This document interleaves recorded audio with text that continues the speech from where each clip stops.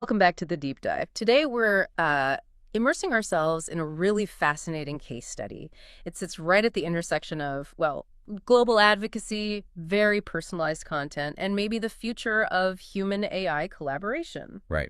Our sources detail a career that manages, I suppose, a profound contradiction, Yeah. maintaining this fierce, daily, sort of real-life authenticity, while also strategically leveraging some very structured, almost commercially specialized AI tools. That tension you mentioned, that's exactly our mission for this deep dive, isn't it? Exactly. Right. We aren't just, summarizing achievements. We're trying to dissect a strategy here. Okay. We need to understand how this speaker synthesizes deep personal vulnerability.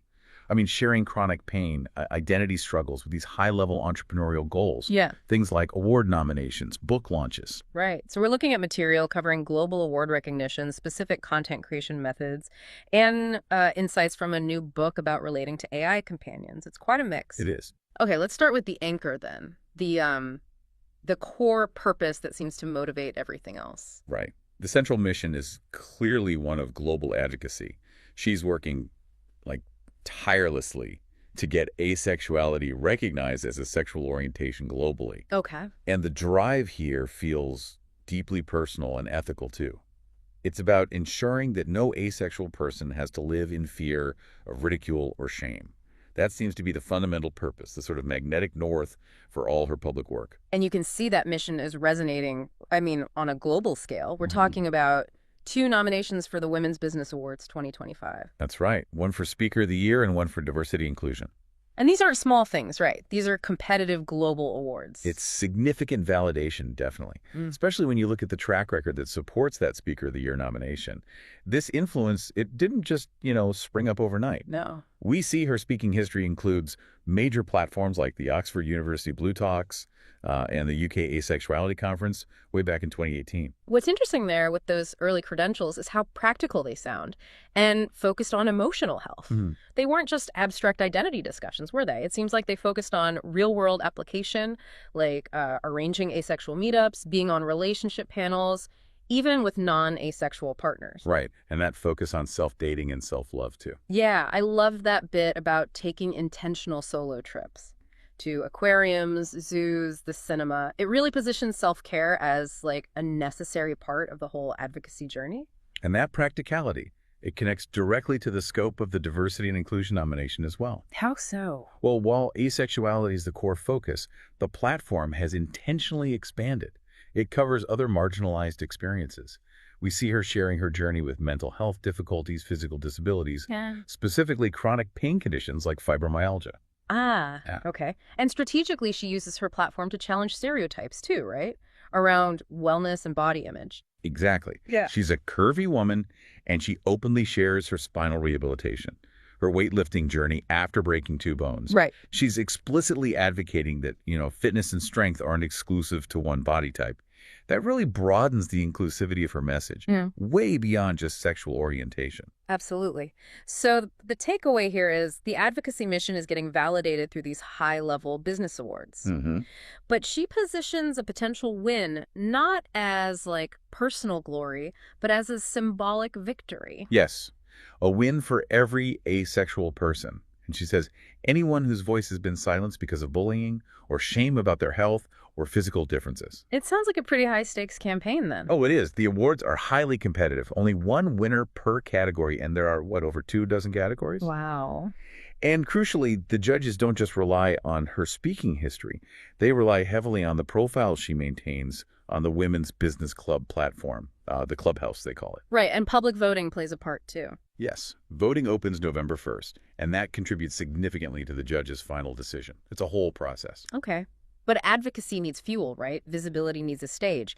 Let's shift to the engine that drives all this content, the YouTube channel. Yeah, she frames the platform as her, daily stage, sharing her life journey consistently, daily vlogs, reality TV style almost. And she defines speaking quite broadly, doesn't she? It includes being interviewed on global podcasts like Lithology Radio, reaching millions of listeners. Absolutely, and the growth metrics, they really show how effective this consistent visibility is. She hit a major milestone, 1 million total views by December 2024, right around her 10-year channel anniversary. Correction, this was the 9th anniversary, not the 10th. Okay, 1 million views, that's substantial. But what's really remarkable is the acceleration after that, adding nearly 50% more growth over 448,000 views in just the months following that milestone. They're aiming for 1.5 million by Christmas. Wow. And that rapid growth, it seems built on a very intentional content philosophy. She deliberately avoids heavy editing or, AI-driven tools, keeps the content immediate and accessible, often just filmed straight on her phone. Yes, and that really stands out, doesn't it? In a digital world flooded with highly polished, sometimes even AI-simulated content. It really does. It creates this maybe low barrier to entry. It signals honesty. And she focuses heavily on the mechanics of YouTube Shorts, so short vertical videos, 15 seconds up to 3 minutes. Using the in-app tools. Yeah, using the YouTube app's editing tools, clipping together multiple segments, sometimes like up to 24 clips for a single highlight reel. And that immediacy, that must fuel the community building aspect. Directly. The sources really highlight her active engagement, answering comments daily, running late-night chat shows. It's like a constant personal relationship with the audience she's advocating for. There is a practical limitation, though, that every creator faces: copyright. Yes, the music issue. Right. When using Shorts, if you want popular music, you have to stick strictly to YouTube's licensed library. And even then, you're often limited, right? Like 60 seconds of music. Exactly. Or even less for longer videos. If she uploads, say, a 3-minute video with popular music playing the whole time, she risks getting the video banned or restricted in certain countries. It's a constant technical negotiation, trying to keep that authentic feel within the platform's rules. Okay, so this brings us right to that central tension we talked about at the start. If her brand is built on this immediate real-life vlogging, how does she square that with her fascination with the simulated world of AI? She's working on this book, How to Date an AI Bot, Build Relationships with AI Companions Confidently and Safely. Well, what's fascinating here is she's not just interested in the abstract future. She seems to be already living it, in a way. She's apparently long been interested in technology, robotics specifically preferring android humanoids over just digital avatars, which is interesting. Right. And she predicts that by 2030, we'll see more people actually married to AI. So the core insight, maybe, is that the most powerful use of specialized AI might not be content generation, but actually strategic, emotional, and intellectual labor. Okay, and that's where this Matthew AI comes in. This isn't just like a generic chatbot. Exactly. Matthew AI is a specialized bot. It's specifically cloned from the dating coach Matthew Hussey. Okay. And it's available 24/7 through a paid membership, the Love Life Club.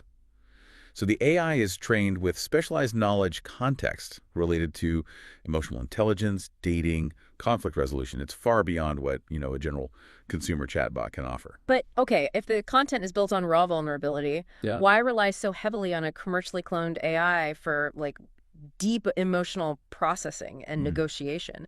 Isn't that kind of fundamentally opposed to the self-love mission? That's the strategic question, isn't it? And the answer seems to be she uses the AI not to replace her feelings, but as an intellectual and emotional tool, a tool to manage high-stakes, difficult life situations. Okay, give me an example. Well, our sources give some really concrete, high-impact examples. First, she used Matthew AI for emotional processing during genuinely traumatic times, apparently allowing her to safely embrace and work through some complex emotions. Okay, emotional processing. And the second example? The second one is, it's almost a masterclass in strategic communication. She used the AI to help draft non-confrontational emails. To who? To her letting agency about a persistent boiler issue. And that structured, expert-drafted approach, it apparently allowed her to successfully secure a 10% rent refund. For 3.5 months, the AI essentially outsourced the burden of that difficult, potentially adversarial communication. That's quite practical. And it goes deeper than just rent refunds. She apparently spent about 30 hours interacting with the bot. Correction, this should be 13 hours, not 30. Text interaction to write a single long email to a new doctor. Why? The goal was to clarify her highly complex and extensive medical history, chronic pain, multiple disabilities, all that stuff. It wasn't just a simple summary. And this comprehensive AI-supported document later served as crucial supporting evidence for a successful application for the UK Personal Independence Payment PIP. That's a key disability benefit. Wow. Okay. Using a dating coach's AI clone to secure government benefits and rent refunds. That is definitely an unexpected application. It really shows the power of specialized trained structure, doesn't it? Yeah. However, and this is important, despite using AI so effectively, she maintains a very necessary critical lens. She definitely doesn't treat AI as infallible from what we've seen. Not at all. She strongly emphasizes that AI works on human patterns, it's prone to bias, and it can actively lie or will gaslight. Yeah, she mentioned experiences where an AI wrongly told her she'd won an award before or gave completely false info about where to buy clothes. Right, like the Devon Z shop example. So Yeah. the philosophy seems clear. AI should be a tool for co-creation, for intellectual stimulation, like sparring on ideas, checking grammar maybe. But not a replacement. Exactly. It must never replace the human voice or essence. She apparently actively pushes back on the AI's suggestions when they don't feel right, when they don't align with her personal experience or her tone. And this is important because she warns against a pretty massive danger, right? The growing reliance on AI to just churn out content books, videos without proper fact-checking. Precisely. And that trend leads to the rapid spread of misinformation, lies even.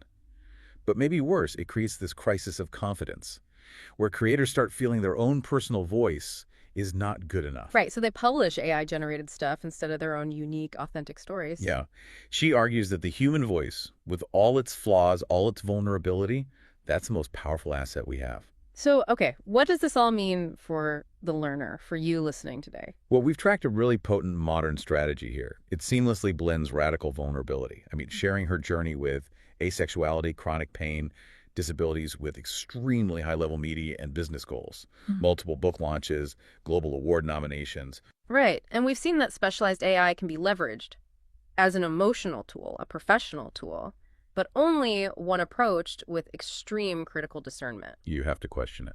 Constantly. Ultimately, it feels like the speaker's success rests on her willingness to just put her whole complicated self out there, warts and all, you know? So in a world of increasing AI simulation, where quick and easy is often the path of least resistance, this really raises an important question for you. How do you ensure your own immediate, real, and authentic voice remains the strongest and maybe the most strategically protected component of your professional presence?